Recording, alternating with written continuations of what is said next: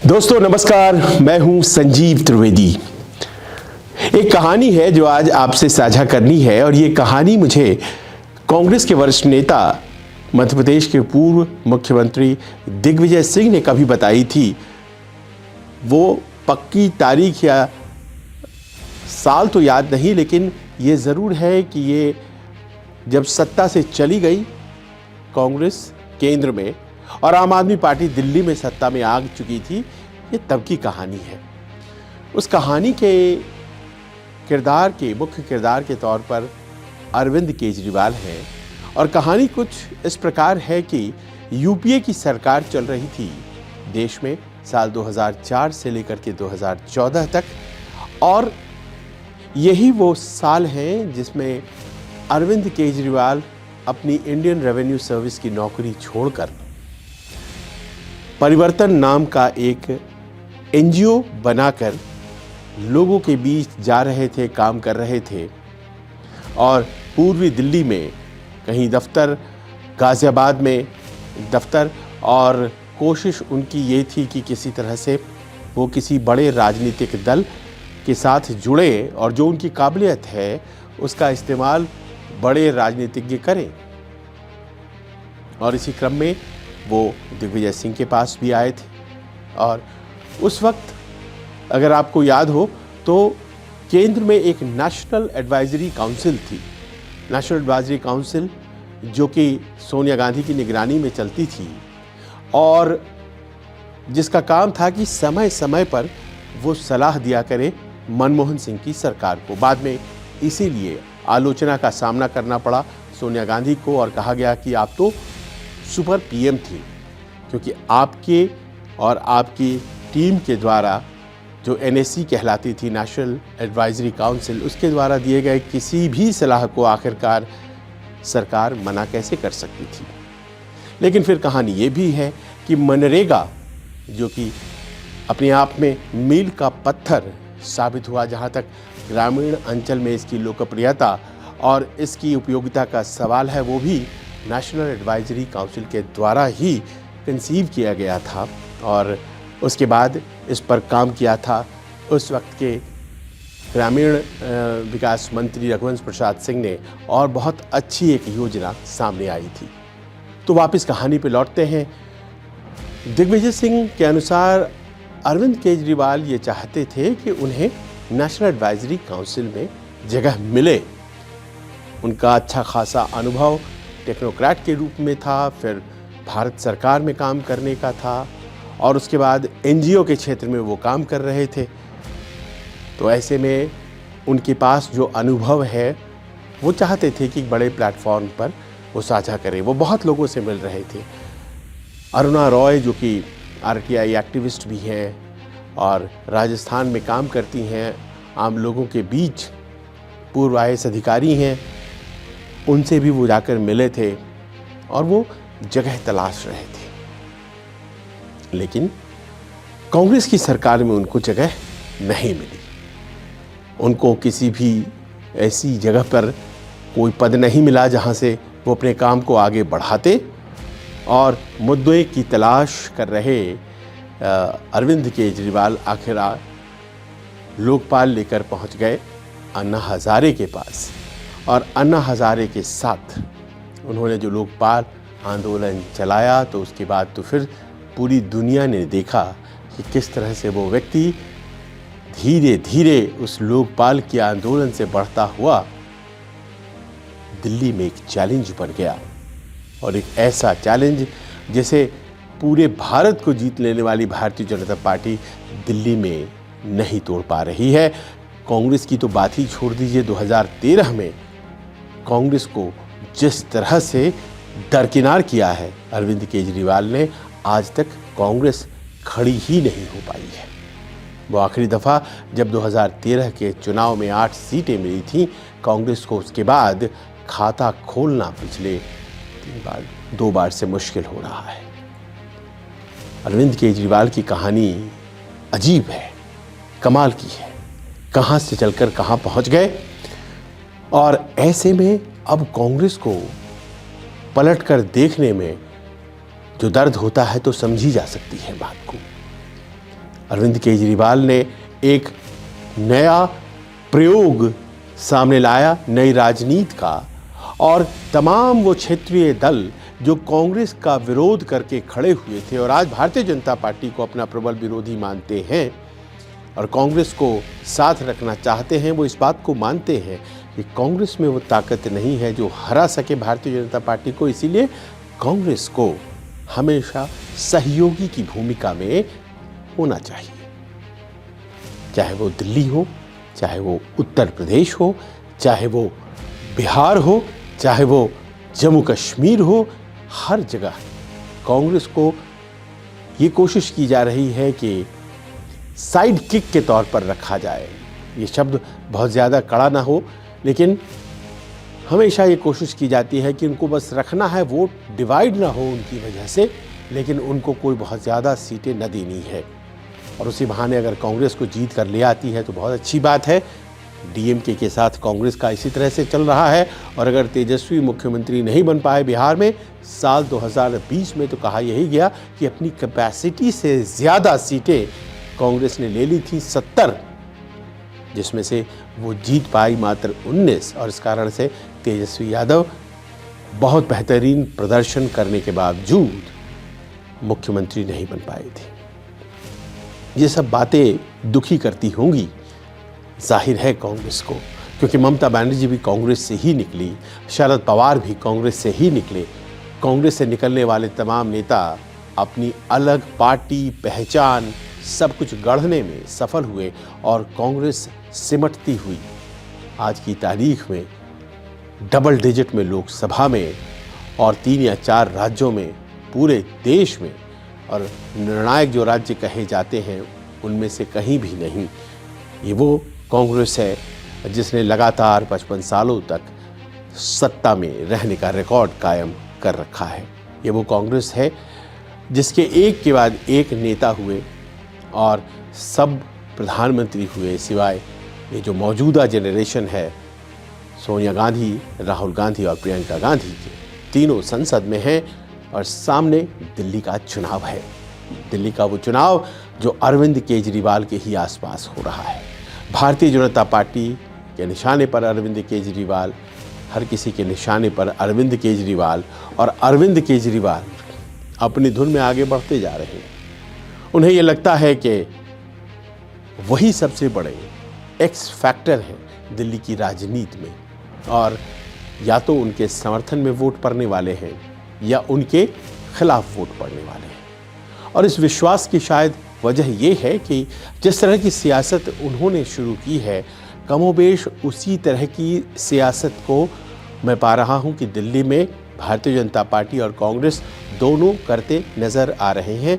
सैद्धांतिक रूप से वो सियासत में विश्वास करते हो या न करते हो, जैसे कि रेवड़ी बांटने में, फ्रीबीज देने में, मुफ्त की आपको सुविधाएं मुहैया कराने में यकीन नहीं रखते प्रधानमंत्री चाहते हैं कि लोग सुविधाओं के लिए पे करें, उनकी अर्निंग कैपेसिटी, पेइंग कैपेसिटी बढ़े, परचेजिंग पावर बढ़े। लेकिन अरविंद केजरीवाल ऐसा नहीं सोचते। वो समझते हैं कि ये तो भगवान का कार्य है कि आप किसी को मुफ्त में सुविधाएं मुहैया करा रहे हैं। और देखिए, आज बीजेपी का घोषणा पत्र या फिर कांग्रेस का घोषणा पत्र, मुफ्त की गारंटीज। अब इसी संदर्भ में आज की उस मीटिंग की चर्चा हो जाए जिसकी वजह से मैंने आपको ये कहानी सुनाई है। दरअसल आज कांग्रेस की, दिल्ली कांग्रेस की एक बैठक थी, ऑनलाइन बैठक इसलिए क्योंकि प्रियंका गांधी गई हुई थी कर्नाटक, बेलगावी में रैली थी, और बेलगावी की रैली को संबोधित करना था राहुल गांधी को, लेकिन राहुल गांधी की तबीयत नासाज हो गई और इस कारण से वो उस मीटिंग में फिजिकली नहीं पहुंच पाए, और वीडियो कॉन्फ्रेंसिंग के माध्यम से जुड़े। प्रियंका भी वीडियो कॉन्फ्रेंसिंग के माध्यम से जुड़ी। बैठक में प्रदेश अध्यक्ष देवेंद्र यादव थे, प्रभारी थे, इसके अलावा अजय माकन जो कि दिल्ली से हैं, बड़े नेता हैं और जो हमेशा अरविंद केजरीवाल का विरोध करते रहे हैं और किसी भी तरह के गठबंधन से इनकार करते रहे हैं, वो भी मौजूद थे। और आप जानते हैं क्या हुआ बैठक में? बैठक शुरू हुई और बैठक के दूसरे मिनट से ही राहुल और प्रियंका इस बात को लेकर नाराज दिखे कि दिल्ली में तो कांग्रेस का प्रचार ही नहीं चल रहा है। दिल्ली में कांग्रेस प्रचार करती हुई दिखी नहीं रही है, चुनाव लड़ती हुई दिखी नहीं रही है, अग्रेसिव तो है ही नहीं, आक्रामक है ही नहीं। और अगर ऐसा नहीं है तो फिर दिल्ली में चुनाव क्यों लड़ा जा रहा है कांग्रेस के द्वारा? वो जो 5 गारंटी की घोषणा की गई है, फ्री बिजली, फ्री पानी, वजीफा वगैरह वगैरह, कहाँ कितने लोगों ने उसे जनता तक पहुंचाया? ये तमाम सवाल होने लगे।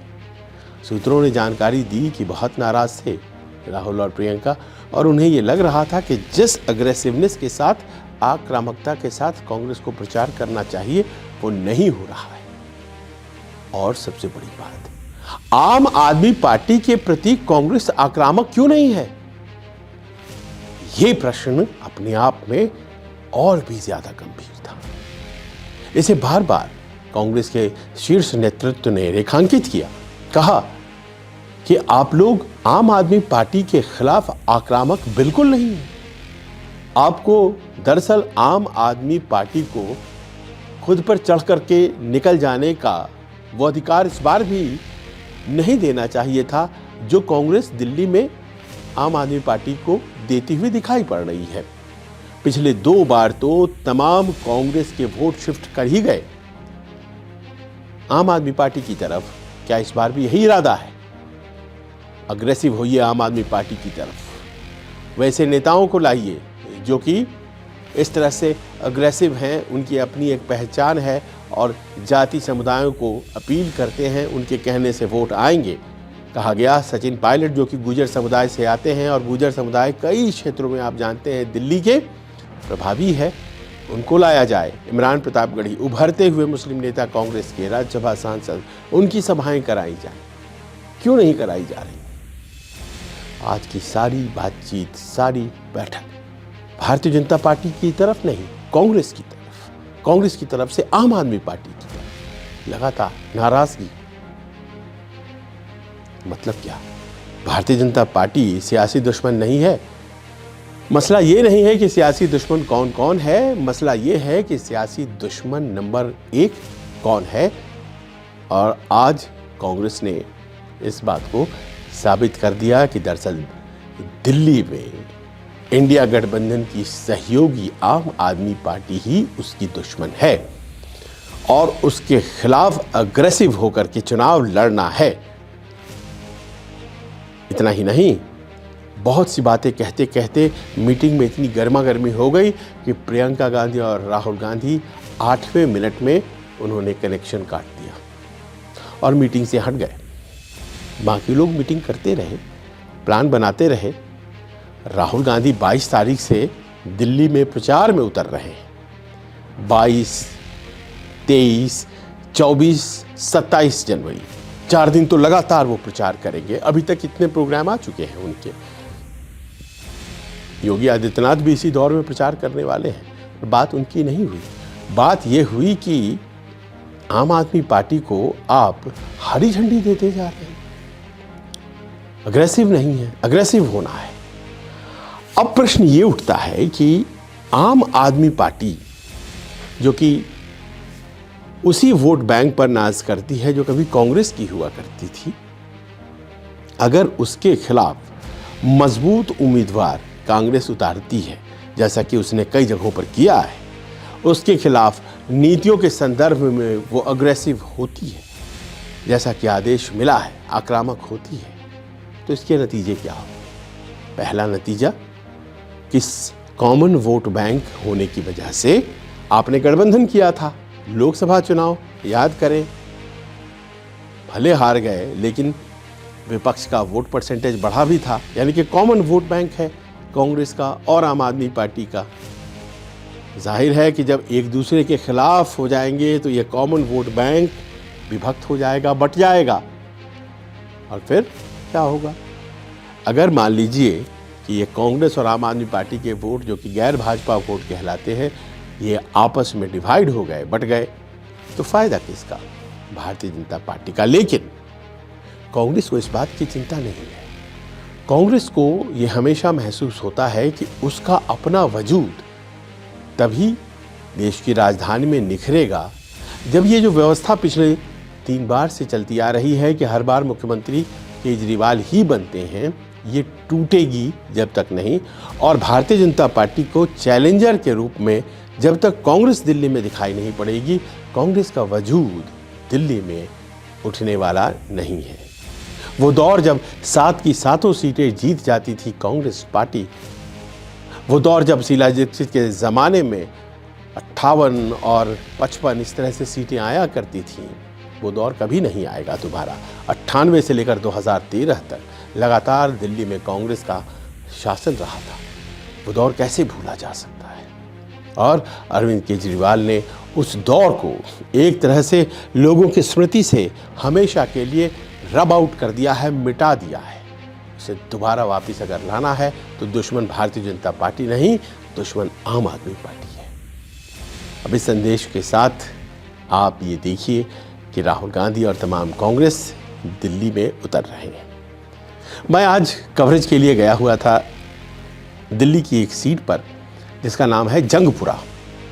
जंगपुरा जाने की वजह ये थी कि वहाँ से मनीष सिसोदिया चुनाव लड़ रहे हैं। मनीष सिसोदिया उप मुख्यमंत्री रहे हैं, पटपरगंज से पिछली बार मात्र 3000 से जीत पाए थे, तो वो जंगपुरा शिफ्ट कर गए, क्योंकि जंगपुरा भी पिछले 3 बार से आम आदमी पार्टी को ही वोट कर रहा है। तो ये समझना ज़रूरी था कि वो सेफ सीट समझ करके अगर मनीष सिसोदिया वहाँ गए हैं तो क्या वो वाकई सेफ सीट है, क्योंकि कांग्रेस ने वहाँ पर दिल्ली की पूर्व मेयर रहे फरहाद सूरी को उतार दिया है।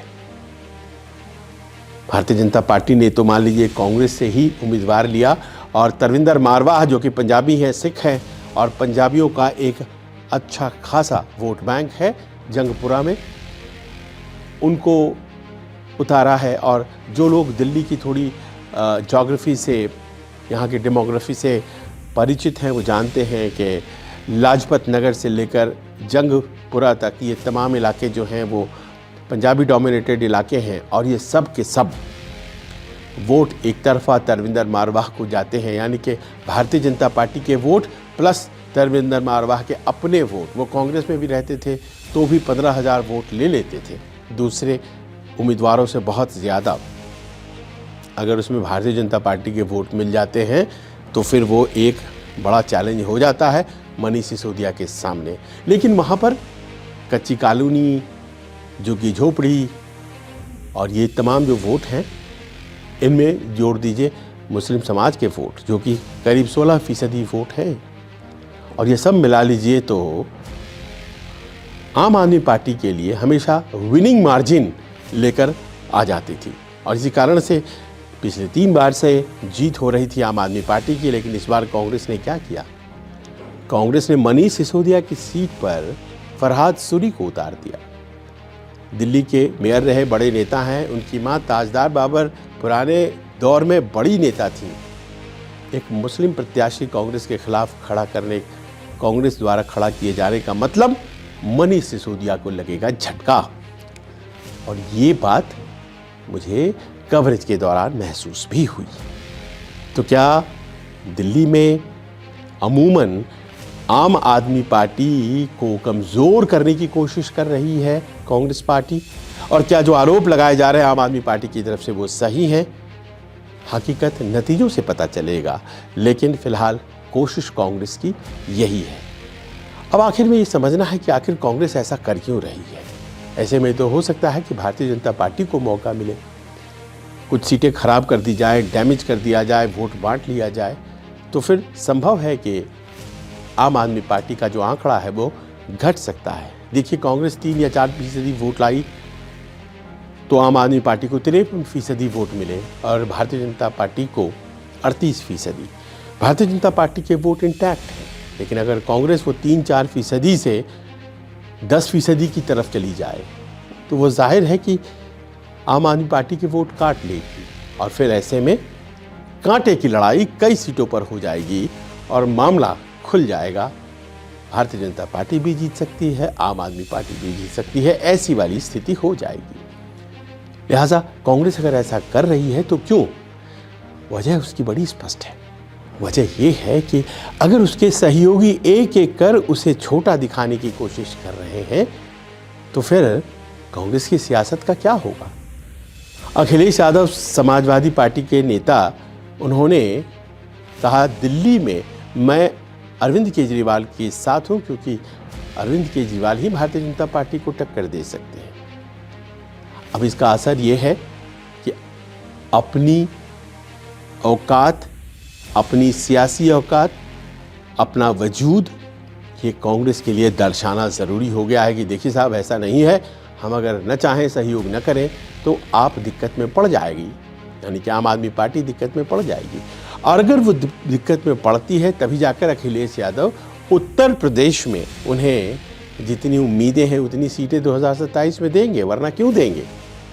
तेजस्वी यादव जो कि चुनाव की तरफ बढ़ रहे हैं, बिहार में 2025 में चुनाव है नवंबर में, वो देंगे क्यों कांग्रेस को सीटें अगर कांग्रेस न 3 में है न 13 में? लिहाजा कांग्रेस के लिए जो सर्वाइवल है वो भारतीय जनता पार्टी की जीत में छुपी है क्या कांग्रेस ये कर रही है दिल्ली में? और न चाहते हुए भी वो क्या भारतीय जनता पार्टी को मजबूत कर रही है, जैसा कि आम आदमी पार्टी आरोप लगाती है? फैसला ये हम आप पर छोड़ते हैं। आपको कैसा लगा ये न्यूज़ वीडियो, हमें अपने कमेंट्स के जरिए बताइए। नमस्कार। नमस्कार, मैं हूं मानक गुप्ता। अगर आपको हमारा ये वीडियो पसंद आया हो तो इसे लाइक और शेयर जरूर करें, और हाँ, हमें सब्सक्राइब और फॉलो करना ना भूलें ताकि आप देश और दुनिया की कोई खबर मिस ना करें। तो जुड़े रहिए हमारे साथ और देखते रहिए News 24।